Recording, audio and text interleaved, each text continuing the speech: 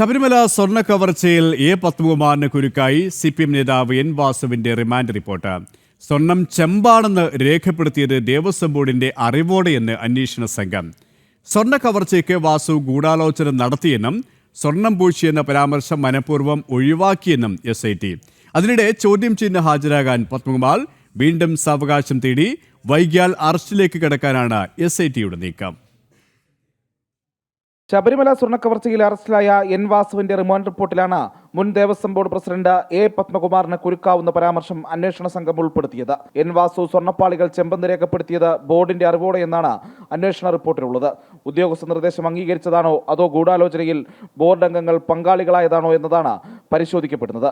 വാസു സ്വർണ്ണപ്പാളികളെ ചെമ്പെന്ന് രേഖപ്പെടുത്തിയത് തെറ്റാണെന്നറിയാമായിരുന്നിട്ടും ആ ശുപാർശ ദേവസ്വം ബോർഡ് അംഗീകരിച്ചതോടെ സ്വർണ്ണപ്പാളി കേസിൽ ബോർഡ് പ്രസിഡന്റും അംഗങ്ങളുമെല്ലാം പ്രതിസ്ഥാനത്താകുകയും പത്മകുമാറിന്റെ അറസ്റ്റ് അനിവാര്യമാകുകയും ചെയ്തിട്ടുമുണ്ട്. എന്നാൽ രണ്ടാം തവണയും ചോദ്യം ചെയ്യലിൽ നിന്നും ഒഴിഞ്ഞുമാറുകയാണ് പത്മകുമാർ. ബന്ധുവിന്റെ മരണാനന്തര ചടങ്ങുകൾ ചൂണ്ടിക്കാട്ടിയാണ് സാവകാശം തേടിയത്. പക്ഷേ അധിക സമയം നൽകേണ്ടെന്നും വൈകിയാൽ അറസ്റ്റിലേക്ക് കടക്കാമെന്നുമാണ് അന്വേഷണ സംഘത്തിന്റെ നിലപാട്. പാളികളിൽ സ്വർണം പൂശിയെന്ന പരാമർശം വാസു മനഃപൂർവ്വം ഒഴിവാക്കിയെന്നും ഈ രേഖ വെച്ചാണ് ദേവസ്വം ബോർഡ് തീരുമാനമെടുത്തതെന്നും റിമാൻഡ് റിപ്പോർട്ടിൽ പറയുന്നുണ്ട്.